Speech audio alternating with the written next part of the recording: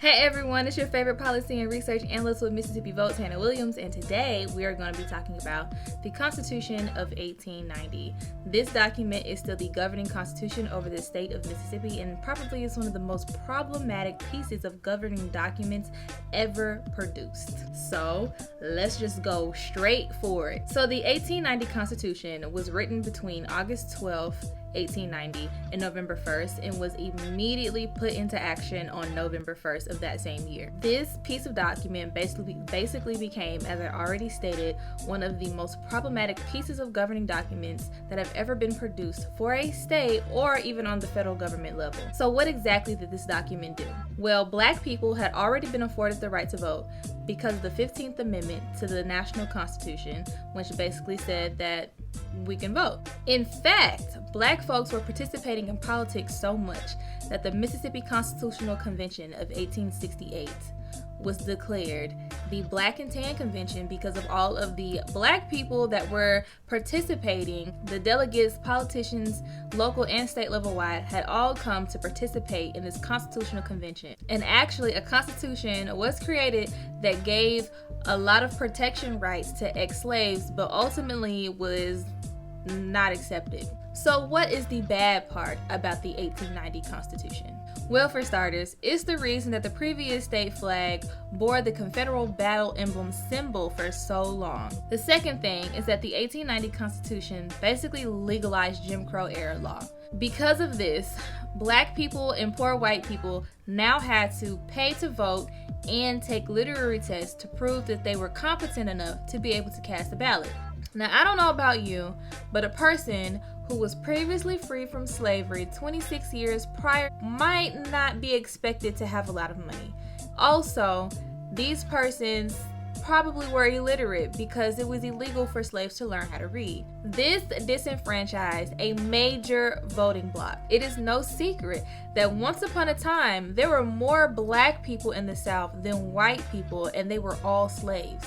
Once all of those slaves were freed, gained citizenship rights and the right to vote thanks to the federal government, local state authorities basically said no. Not only did this particular constitution attack voting, it also attacked education, making it illegal for Blacks and whites to be in the same school or educational atmosphere together, and it also made it illegal for Blacks and whites to get married or for white people to marry another person of a mixed race.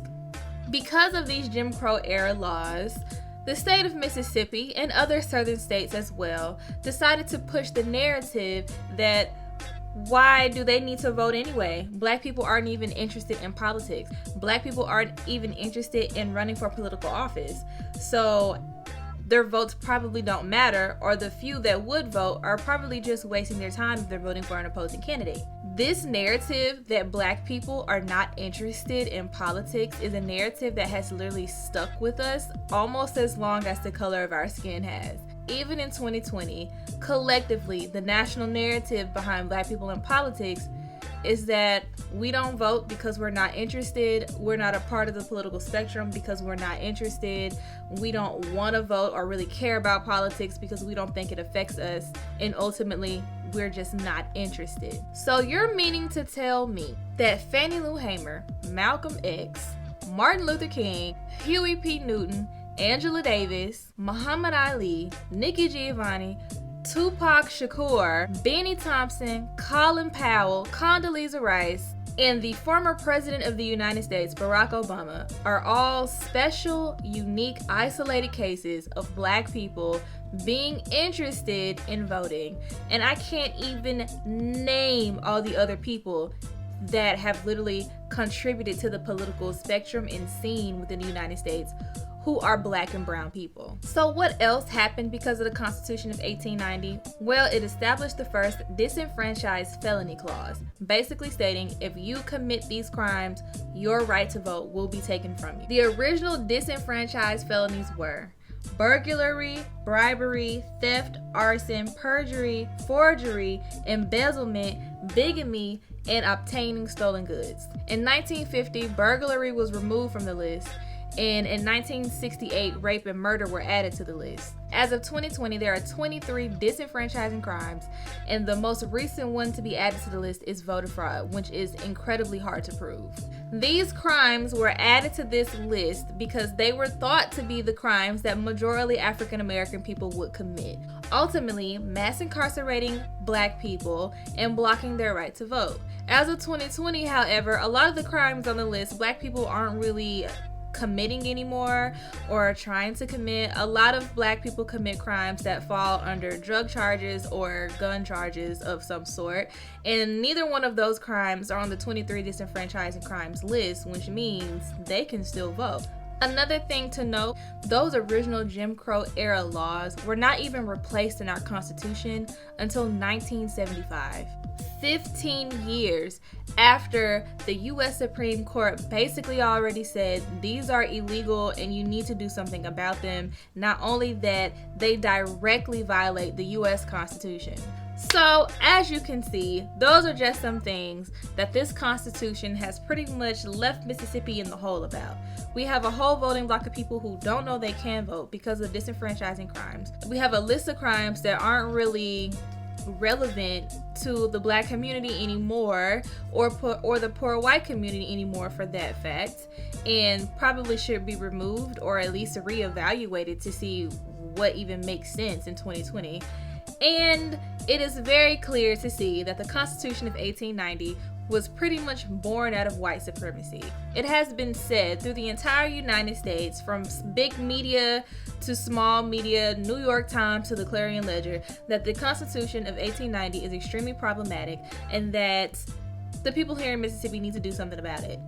Period. So what can you do to be a change to the Constitution of 1890? Well, again, we took our flag down, so there's no more battle emblem, and that's just one of the many things.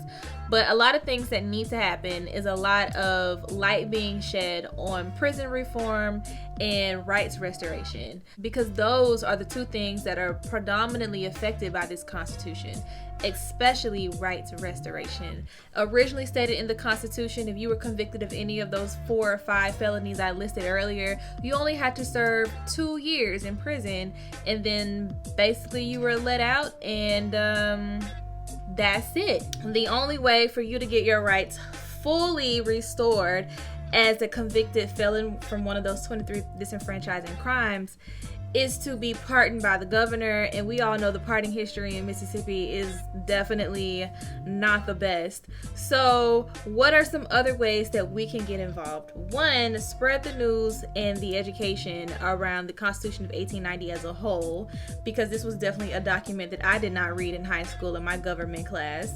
And let people know that there are some things that are within the Constitution that are still problematic and still affect us as Mississippians in the year 2020. 2, follow up with some rights restoration organizations, see what they're doing, see what they're up to. Mississippi Votes is definitely dedicated to figuring out some type of way to fix this problem. Even though the path might not be clear, we know exactly what we want in the end. And with that being said, we know it starts with fixing the disenfranchisement that has been caused by the legal system that directly affects Black people in our community. Another thing you can do is call your legislators and ask questions.